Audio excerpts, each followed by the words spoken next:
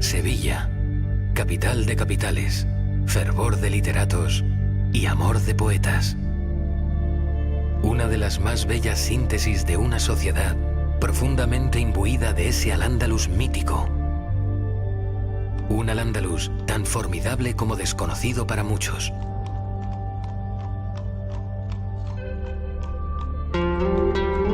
Fue la cuna de maestros de la ley islámica y científicos de renombre.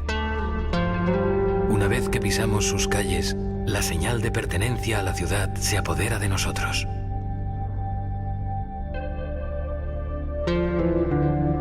Nos hace totalmente partícipes de una emocionante sensación de intimidad y placidez al transitar por sus entrañas. La capital se hace notar vislumbrando la extraordinaria belleza y delicadeza del Alcázar. Cercano a la Giralda, se alza tan elegante como sólida ante una de las catedrales más pretenciosas de Europa. Sevilla es una ciudad de contrastes, y así lo atestigua su catedral, la tercera más grande del mundo y cuyo mástil islámico domina los cielos de Andalucía. ¿Qué une a ciudades tan dispares como Sevilla, Marrakech o Rabat?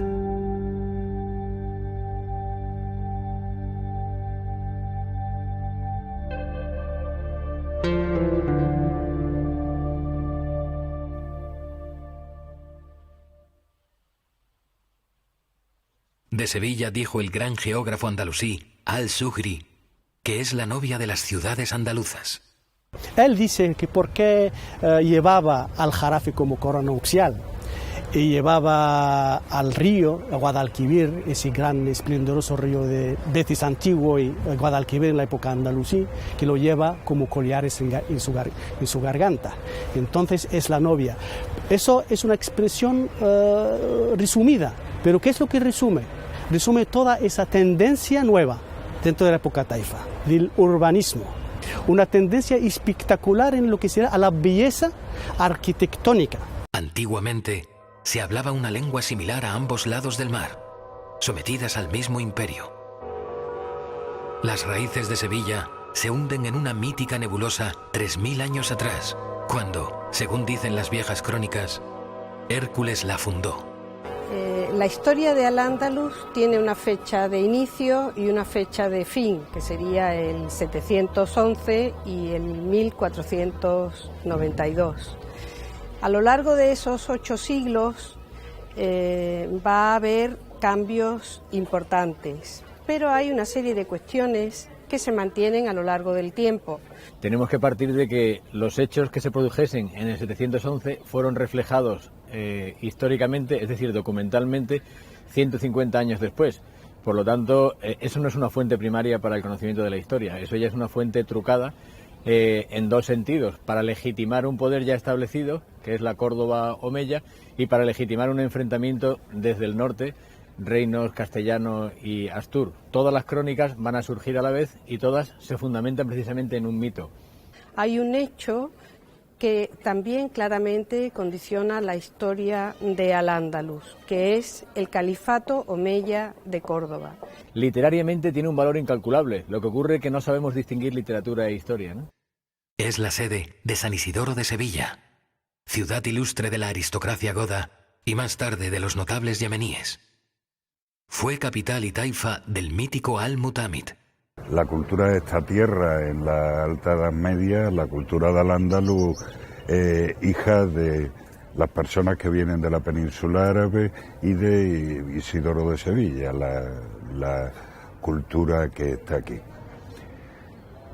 El Islam o la cultura de Al-Ándalus, el Islam andalusí, es una formación que supone una oportunidad para las personas de la Hispania goda, de la península ibérica bajo romana, una oportunidad. Al-Ándalus, desde mi punto de vista, es una forja desde dentro. Es decir, el Islam va entrando, como entran todas las religiones, evidentemente por conversión, ese mito de que el cristianismo es por conversión, el judaísmo por genética y el islam por la fuerza de las armas. Yo creo que eso es absolutamente medieval. Podemos evolucionar y saber que las religiones avanzan siempre en la misma manera. Por tanto, es indudablemente Al-Ándalus un producto hispánico y, a título genérico, un producto europeo, ¿no? La formación tiene un aspecto muy concreto, que es lo que explica la instalación, la buena acogida de la conquista árabe, es que hay un acuerdo, una simbiosis entre la minoría dirigente que llega, que son muy pocas personas, en una península ibérica muy poco poblada, con los dirigentes locales. Un dirigente, como es el caso de la Sevilla árabe, que viene del Yemen y que emparenta con una familia sevillana, con una princesa goda. Los hijos son al mismo tiempo yemeníes de toda la vida y andalusíes de toda la vida. Ese es el esquema de la cultura del Mediterráneo. Sevilla es el lugar de encuentro de todas las culturas, centro privilegiado de almohades y almorávides norteafricanos, aquellos conocidos en las crónicas como los hombres de la cara tapada. Toda la exuberancia narrativa de cuántos vinieron, quiénes se quedaron, los nombres, cómo iba avanzando, digamos, la arabización y la islamización de España, se sabe que fue mucho más progresivo que simplemente un corte con una invasión. Esa Sevilla, que iba a tener una importancia de primer orden tras el descubrimiento de las llamadas Indias Orientales, sería la sede receptora del Nuevo Mundo. Si Sevilla en época almohade no se hubiera convertido en la gran ciudad a la que arribaba especialmente el oro de la África subsahariana y se convirtiera en la gran cabecera del comercio con el mundo magrebí, con el mundo egipcio y también, por supuesto, con Italia o con otros espacios, países o territorios europeos en la costa atlántica, probablemente nunca hubiera sido elegida cuando se produjo la conquista de América, como todos sabemos, hacia 1492, como la ciudad portuaria única cabecera para el comercio y el contacto con América. El descubrimiento se produjo con la inestimable aportación de la ciencia producida por Al-Ándalus y sus andalusíes. Fue y es la esencia andalusí por excelencia, soporte y gloria de grandes imperios. También fue la primera ciudad de la aristocracia hispana. Los príncipes hispanogodos peninsulares tuvieron asiento pactando cómodas prerrogativas con la nueva aristocracia árabe. Las nuevas aportaciones de las fuentes nos informan sobre que Tariq ibn Ziyad fue el primero a entrar en Sevilla, pero no en Guerrero, sino con el arzobispo de Sevilla, en aquel momento Opa, muy conocido. Entró y pactó, Sevilla pactó con Tariq. Hay un pacto que no se conoce mucho. Ya es el momento de corregir en la historia de Al-Ándalus, de una historia oscura de esa época, de esos primeros años, 711, 712, 713. La Edad Media no es que fuera oscura, es que estaba escrita en árabe y entonces la gente no la entiende y lo que no entendemos pues tendemos a oscurecerlo. Demasiadas luces en el Renacimiento han oscurecido todo lo que hay alrededor. La Edad Media es demasiado oscura en las historias de Europa porque es demasiado brillante el Renacimiento. Al-Ándalus es sin duda un pre-renacimiento europeo, porque aquí hubo un florecimiento de las ciencias de un valor incalculable para lo que después será el Renacimiento. El Akhbar Majmua, la crónica bereber anónima del siglo XI, refleja así la toma de la ciudad. Después marchó Musa a Sevilla, que era la mayor y más importante de las ciudades de España, notabilísima por sus edificios y monumentos. Antes de la invasión de los godos había sido capital del reino, hasta que, vencedores estos, trasladaron la sede a Toledo, quedando sin embargo en Sevilla la nobleza romana y los jurisconsultos y sabios en letras sagradas y profanas. Musa entró como jinete sin campo de batalla. Al-Andalucía está pactada. Musa es el profeta Moisés para el Islam y para el judaísmo de esa época en territorios tan difusos entre diferentes religiones. El Tariq significa el que abre camino, es decir, qué casualidad que tengan los nombres del Salvador que lleva al otro lado del mar y de Táriq el que abre camino, ¿no? Nadie está entendiendo lo bonito que es la forja de ese mito. Todas estas crónicas son más un legado literario y religioso, por cuanto entroncan con un origen de las religiones, que unos datos fehacientes históricamente, ¿no? Sevilla se convirtió en la capital de Al-Ándalus durante el Emirato, pero tras un breve periodo de tiempo, esta se trasladó a Córdoba. El caso de Córdoba y el caso de Madinat al-Sahra, que está a 5 kilómetros al oeste de Córdoba, se crean toda una serie de edificios que se convierten, podríamos decir, en el libro de arquitectura de todos los que van a construir posteriormente. De tal manera que una vez que el califato omeya se acaba, en el año 1010, nos vamos a encontrar con los reinos de taifas, surgen pequeñas cortes en todas las capitales de Cora, y a partir de ahí esos reyezuelos intentan imitar a la corte cordobesa.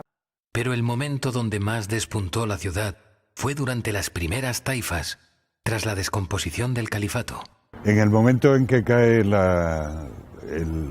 califato de Córdoba, el califato omeya, como estructura político-administrativa al comienzo del siglo V de la Égira, el 11 de la era cristiana, en Sevilla había un poder local, como en toda la época anterior, de tipo árabe, y entonces cuando hacia el año 1023 empiezan a emerger las taifas, los monarcas locales, los dirigentes locales taifas, en Zaragoza, en Toledo, aquí en Sevilla, es una de las familias que gobierna, los Banu Abbad, desplaza a las otras familias gobernantes y toma el poder político.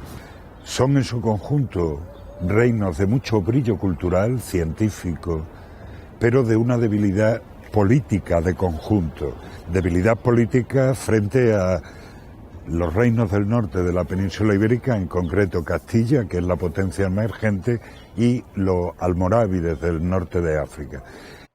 Aquella era la Sevilla del arte y del conocimiento, cuna de personalidades y de reyes que tuvieron que debatirse entre varios poderes.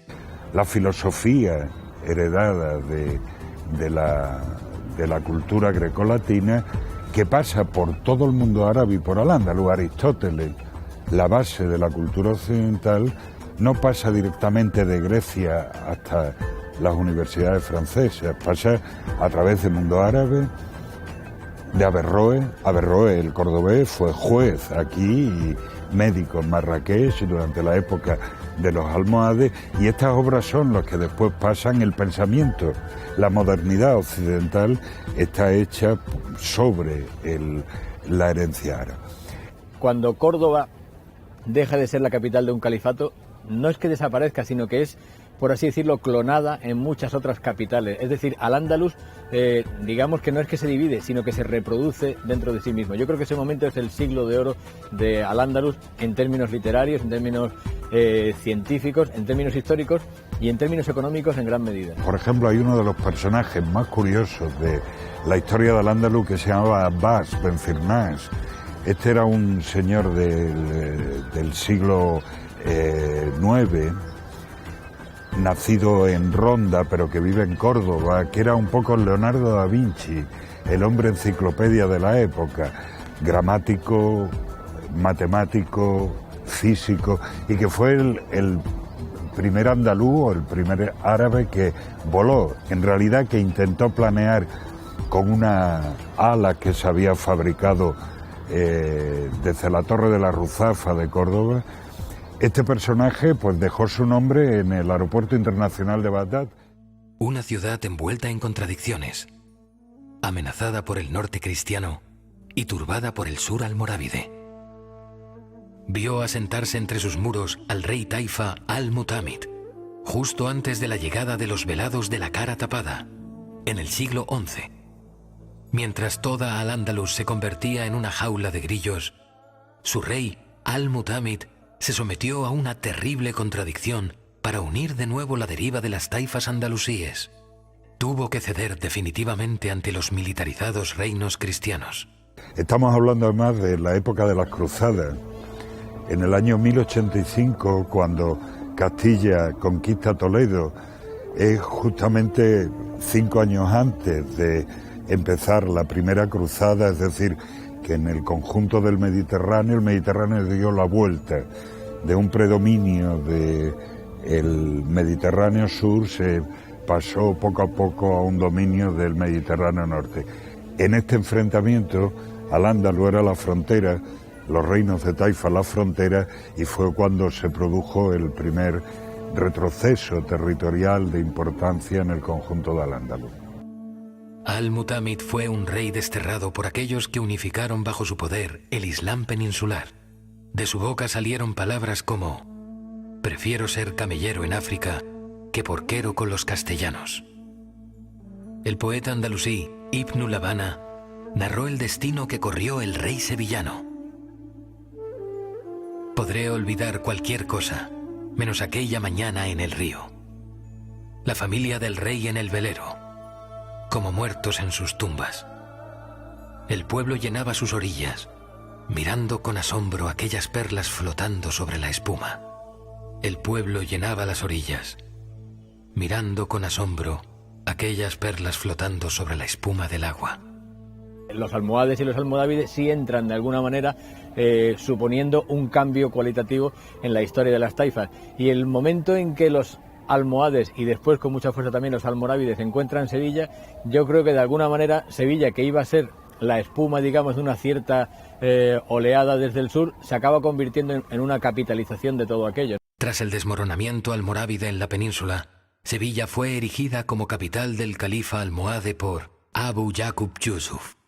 Hay un momento álgido que podríamos centrar entre 1171 y 1198, que corresponde a dos califas almohades, Abu Yaqub Yusuf y Abu Yusuf Yaqub, padre e hijo, que fueron los artífices de construcciones como las murallas urbanas y palatinas, en su mayor parte, como la nueva mezquita mayor, de la que conservamos la Giralda y el patio de abluciones o Sahan, edificios como el acueducto de los Caños de Carmona, el puente de Barcas y algunos de los palacios de los que hoy se conservan algunos restos. Por lo tanto, la etapa almohade es una etapa clave para la historia de la ciudad. Hoy quedan representados magníficos monumentos como el Alcázar y la Giralda. Un cuerpo de torre de casi 100 metros de altura, de elegancia asombrosa para una época tan lejana. Esta extraordinaria obra, hecha de ladrillos y grabados, de lacerías armoniosas distribuidas en los diferentes cuerpos, se culminó con 4 manzanas de oro, de casi 400.000 dinares de valor. Joyas que se perdieron tras el terremoto de finales del siglo XIV. La capital andaluza luce con gran importancia gracias a su alcázar. Es uno de los monumentos más importantes de la península ibérica y se sitúa en el antiguo palacio de Al-Mutámid, el rey poeta de Sevilla. Representa el mejor espacio compartido de diversas creencias. Fue el símbolo político de un reinado en el momento en el que Al-Ándalus se descomponía. Es un reflejo de los conflictos de la corte castellana del siglo XIV.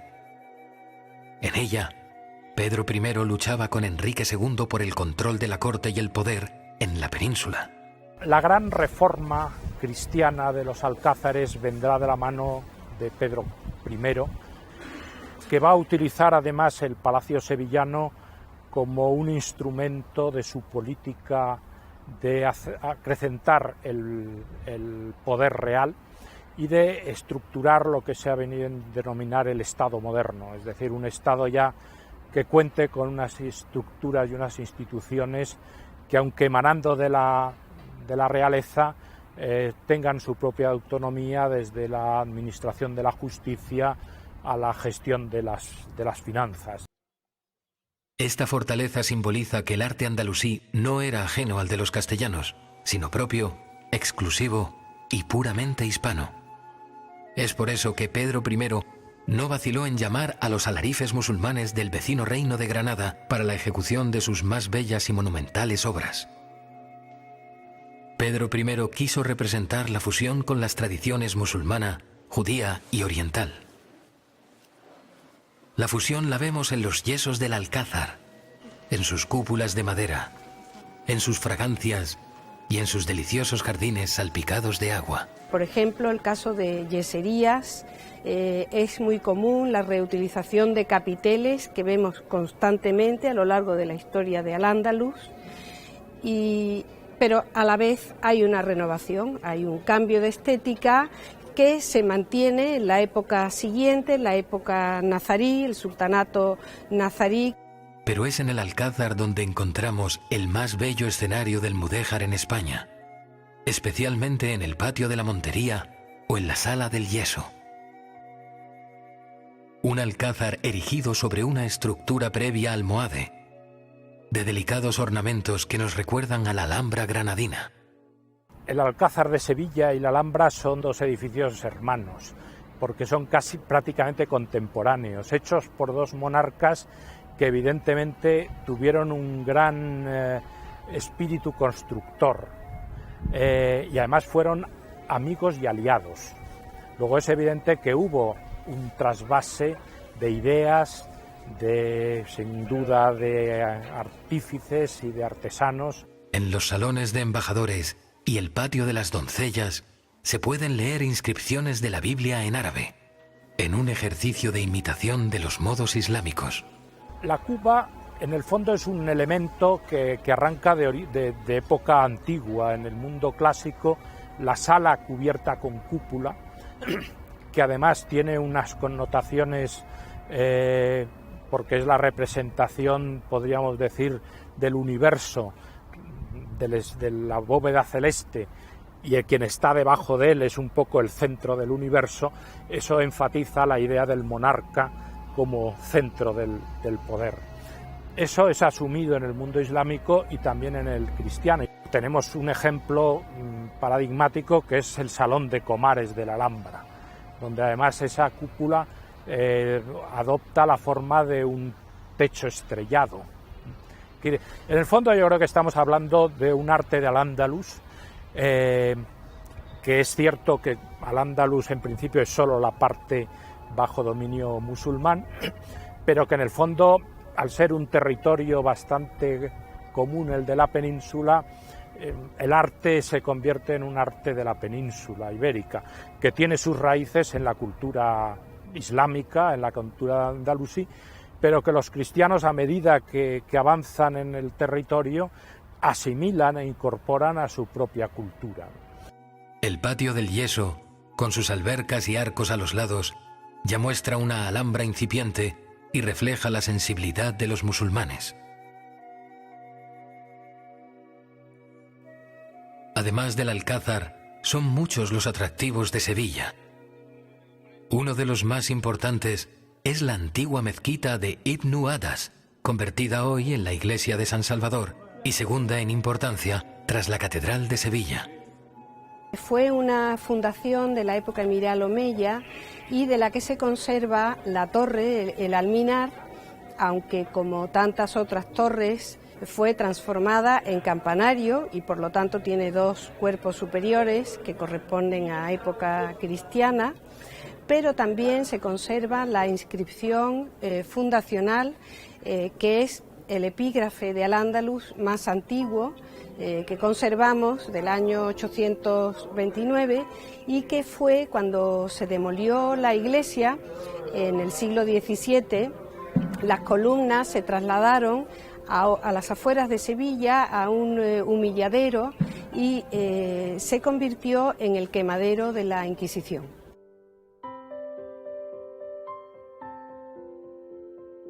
En el término municipal de Bollullos de la Mitación, nos encontramos con una esbelta y hermosa torre que aparece casi intacta después de los siglos. El caso de la ermita de Cuatro Vitas, una antigua mezquita datada como almohade, que conserva totalmente su alminar, que era originalmente una alquería, es decir, una aldea. Parece que debió ser bastante grande porque en el proceso del asedio de la ciudad de Sevilla, en época de la Reconquista, sufrió varios ataques y de hecho cuando en el repartimiento de Sevilla de 1253 se dona 4 vitas, se habla que la mitad de su territorio se encontraba quemado. Resulta interesante observar el antiguo mihrab de esta mezquita, que hoy en día hace las veces de puerta. Sus 3 naves están divididas por el arco de herradura en alfid, que está rebajado para disimular su origen islámico. Una imperiosa capital no cobraría importancia si no fuera por sus grandes historias. Muchas son las leyendas que nos regala este mítico castillo de Alcalá de Guadaira. Historias que van desde relatos de princesas musulmanas enamoradas de cautivos hasta apariciones extrañas de almas. Alcalá de Guadaira es un enclave que durante la época cristiana y andalusí jugó un importante papel. Porque, curiosamente, en la época islámica la razón de su creación fue la de la defensa de Sevilla frente a Carmona. Sin embargo, en la época cristiana su papel cambia absolutamente porque se convierte en la defensa de Sevilla frente a posibles ataques que vinieran del exterior. Hoy, el castillo de Alcalá la Guadaira se muestra indolente con el paso del tiempo, bien reformado y mudo ante toda esta mitología simbólica que aún hoy reverbera en su magnífico porte. En las afueras existe un lugar de amplio renombre.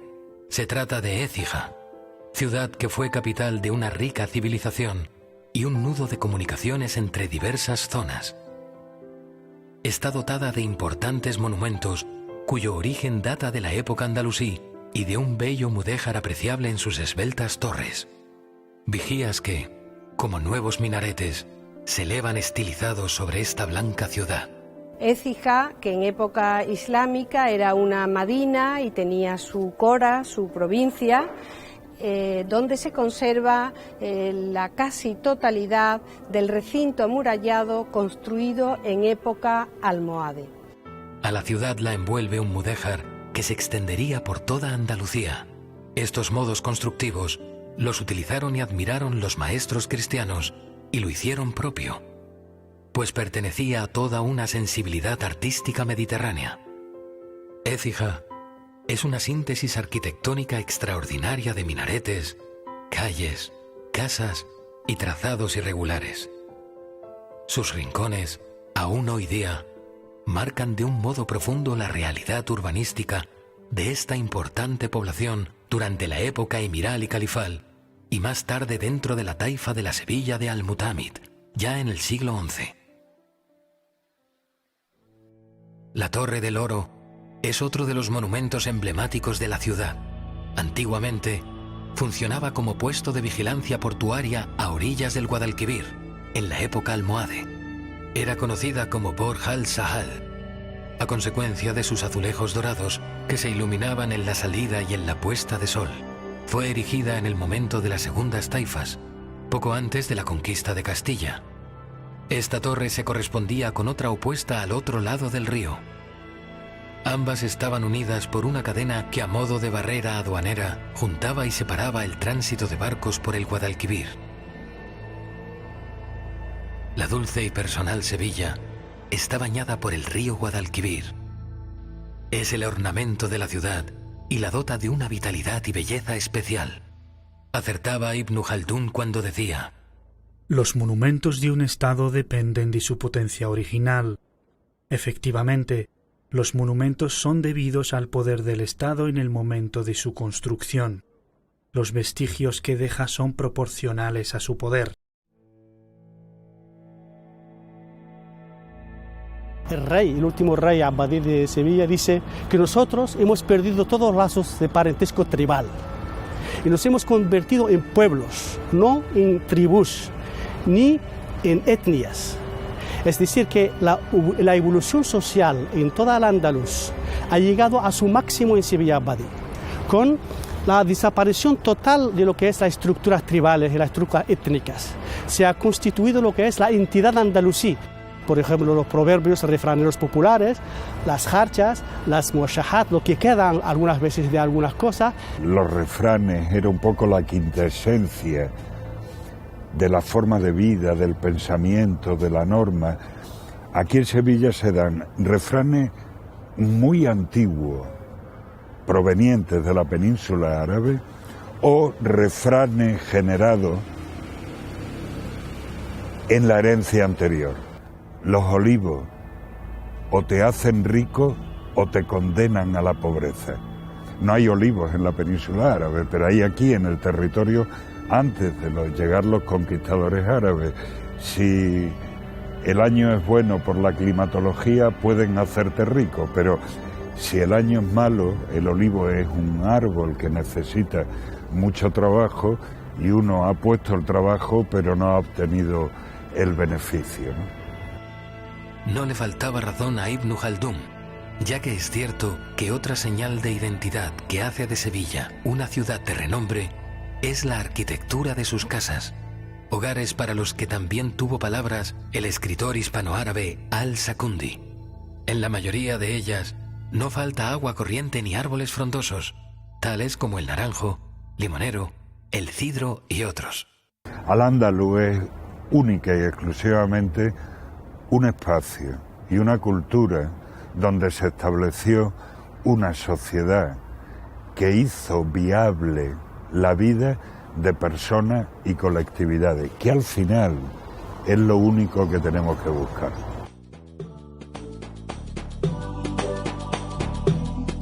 Sevilla, capital de capitales, fervor de literatos y amor de poetas. جدك الغيث إذا الغيث هما يا زمان الوصل بالأندلس قد مضينا